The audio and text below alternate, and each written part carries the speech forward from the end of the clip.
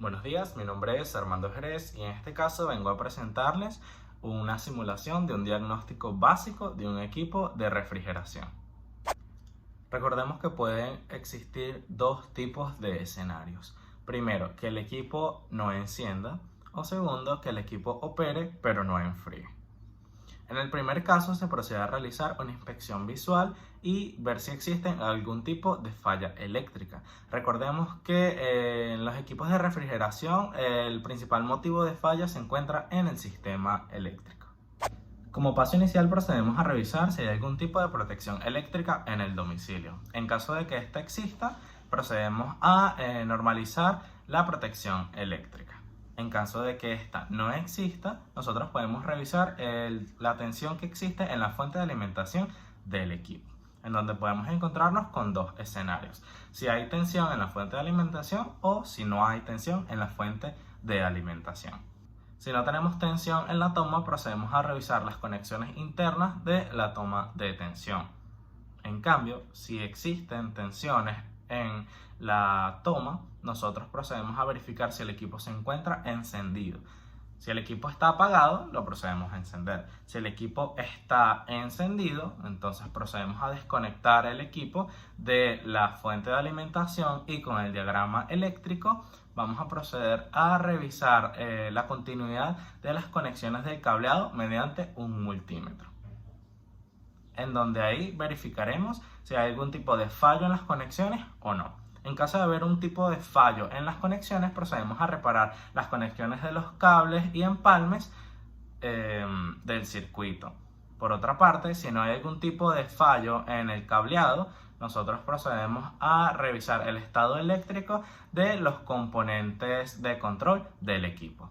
Para nosotros revisar el estado eléctrico en el que se encuentran los componentes de control de un equipo de refrigeración, podemos iniciar haciendo una revisión en cuanto al estado del temporizador, en donde nos podemos encontrar con dos posibles casos. Primero, que el temporizador se encuentre con los contactos abiertos en un periodo de congelación. En este caso se procede a cambiar el temporizador.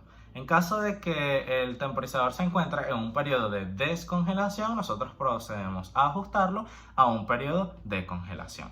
En caso de que no sean ninguno de estos dos, se procede a revisar el estado del termostato. En caso de que los contactos del termostato se encuentren abiertos por temperatura, nosotros podemos ajustar la temperatura de arranque y parada del termostato a una menor. Mientras que si los contactos se encuentran abiertos para cualquier temperatura, nos indica que debemos de cambiar el termostato. Si el análisis eléctrico fue exitoso, procedemos a realizar una revisión en cuanto al estado de la tarjeta electrónica. Si logramos verificar algún tipo de problema en cuanto a la fuente de alimentación de dicha tarjeta electrónica, entonces deberíamos realizar los siguientes pasos. El primero, como paso inicial, debemos verificar las conexiones de dicha tarjeta, si se encuentran algunas flojas o sucias. En caso de que no sea esto, procedemos a revisar el estado del fusible de protección. En caso de que tampoco sea esto, se puede proceder a revisar la entrada y salida de tensión de corriente alterna del transformador. Y si tampoco es este caso, procedemos a revisar la salida de tensión de corriente continua de los diodos. A su vez podemos revisar en la tarjeta si se están activando los relés, lo que nos lleva a dos posibles escenarios. El primero es que llegue tensión de corriente continua a las bobinas del relé. Si este es el caso, nosotros podemos reemplazar los relés averiados. Si es el caso contrario de que no llega tensión, procedemos a revisar los circuitos integrados que activen los relés, es decir, el compresor, los ventiladores y las resistencias. En donde también nos lleva a dos posibles escenarios. Si estos circuitos se encuentran en mal estado, se procede a reemplazarlos. En caso de que los circuitos se encuentren en un buen estado, puede ser un posible daño del controlador principal, por lo que se sugiere cambiar la tarjeta electrónica.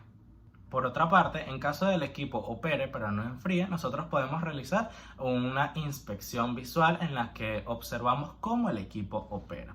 Para este diagnóstico nosotros podemos iniciar verificando el estado de limpieza e integridad del condensador y del evaporador.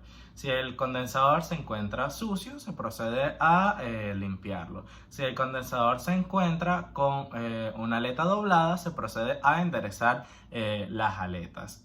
Por otra parte, si el evaporador se encuentra sucio, se procede a realizar operaciones de limpieza. Si el evaporador se encuentra con las aletas dobladas, se procede a enderezarlas.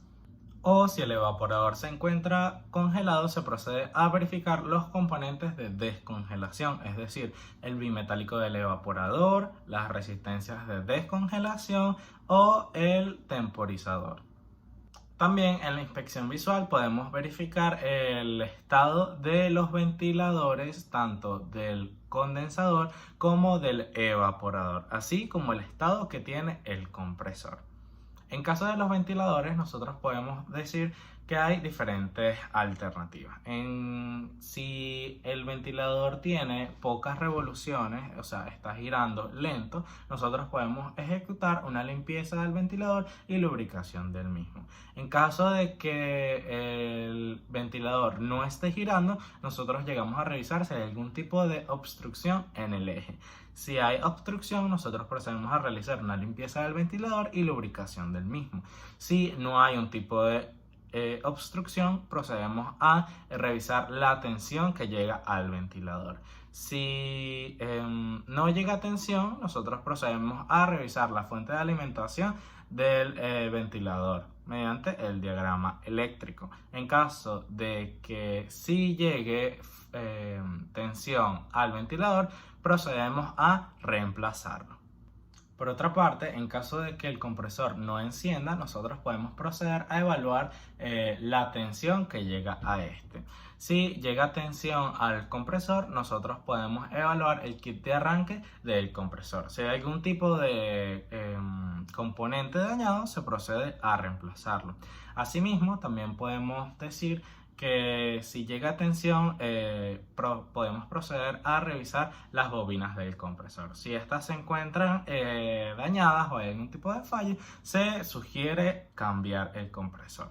En caso de que no llegue tensión al compresor, bueno, se procede a revisar la fuente de alimentación según el diagrama eléctrico del equipo. También podemos evaluar el estado en el que se encuentre el aislamiento de las paredes. Si hay algún tipo de avería, se procede a reparar dicho aislamiento. En caso de que haya algún tipo de problema en cuanto al sellado entre paredes y gabinetes, se procede a reparar la fuga de dicho sello. También nosotros podemos visualizar si existe algún tipo de falla eléctrica mediante la revisión del estado eléctrico de los componentes de control del equipo. En estos componentes de control entran tanto la revisión del estado del temporizador, la revisión del ajuste de temperatura y el tipo de termostato que utiliza el equipo, así como el estado en que se encuentre el bimetálico del evaporador. Por otra parte, también podemos hacer una revisión del estado eléctrico de los componentes de potencia del equipo. Entre esos componentes de potencia entran tanto las resistencias de descongelación, que nosotros deberíamos evaluar cómo está el estado de ellas, así como evaluar y chequear el estado de los ventiladores, tanto del condensador como del evaporador, así como evaluar el funcionamiento que tiene el compresor. Por otra parte, también puede darse el caso de que exista algún tipo de falla mecánica en el equipo. En ese caso, nosotros deberíamos verificar la medida de presión de succión que se tiene del refrigerante, en donde podemos contar con diferentes escenarios. Si tenemos un tipo de presión alta en la succión del refrigerante, deberíamos comprobar la existencia de gases no condensables en el sistema. Si hay la presencia, nosotros deberíamos extraer el refrigerante antiguo y cargar con nuevo refrigerante. En caso de que no haya presencia, nosotros deberíamos de ajustar la carga del refrigerante a un valor de presión adecuado. En cuanto a un nivel de presión normal, nosotros podemos evaluar si el compresor actual tenga la capacidad adecuada para el equipo, en donde podemos encontrarnos con dos escenarios. Si el compresor no tiene la capacidad adecuada, se debería reemplazar el compresor actual por uno adecuado. Mientras que si el compresor tiene la capacidad adecuada, deberíamos ejecutar una prueba de compresión al compresor, y si esta prueba no es exitosa, deberíamos de cambiar el compresor. Tenemos el caso también de que la presión de succión se encuentre baja. En ese caso, nosotros debemos evaluar si existe algún tipo de fuga en el sistema. En caso de que haya un tipo de fuga, se debe reparar la fuga, se debe ejecutar un vacío profundo y se carga con nuevo refrigerante. En caso de que no haya una fuga, bueno, se completa la carga del refrigerante. Por otra parte, puede existir el caso de que haya algún tipo de obstrucción, en que las obstrucciones pueden ser tanto por humedad como obstrucciones mecánicas. Para ambos casos, nosotros extraemos el refrigerante. En caso de una obstrucción mecánica, nosotros realizamos un barrido del sistema. Luego ejecutamos un vacío profundo y luego cargamos con un nuevo refrigerante. Para el caso de que la presión de succión dé en vacío, eso nos indica que el sistema no cuenta con refrigerante, por lo que se debe realizar un vacío profundo y cargar con un nuevo refrigerante.